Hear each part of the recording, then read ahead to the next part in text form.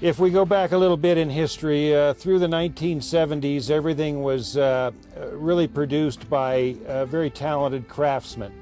And even in 1952, when Ben Hogan started his company, and the reason he started it was he wanted to make sure that the equipment that the amateurs were playing was as good as the equipment that the golf professional got to play. And quite frankly, after the 1970s, everything moved to mass production. Mass production is probably the lowest level of quality that you can achieve in equipment today, and everything should be produced as a set. None of it is. It's all produced single stick, and there's no synergy from club to club.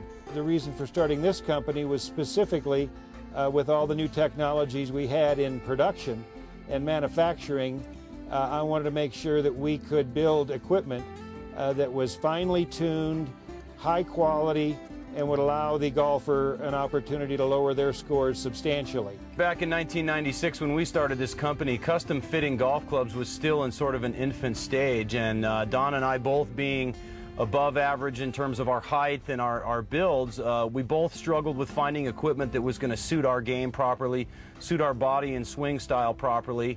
And then, you know, to boot, you had to be able to have the equipment that was manufactured correctly to those tolerances, and making sure that every set of clubs was manufactured with some synergy from club to club. And back in '96, when we started this company, that was basically non-existent and very difficult to find. So we started this company with the understanding that we need to improve our own games through custom fitting and getting the right tools in our hands and then manufacturing them correctly.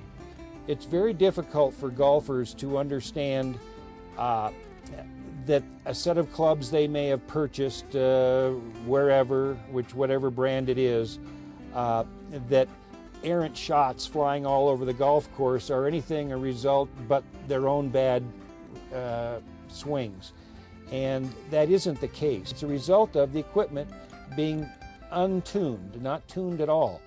And what we do different is to make sure that every club in the bag is tuned precisely to each other. Again, it's like playing a piano. If it isn't tuned correctly, it's not going to sound good. And if clubs aren't tuned correctly for each individual, they're not going to play well.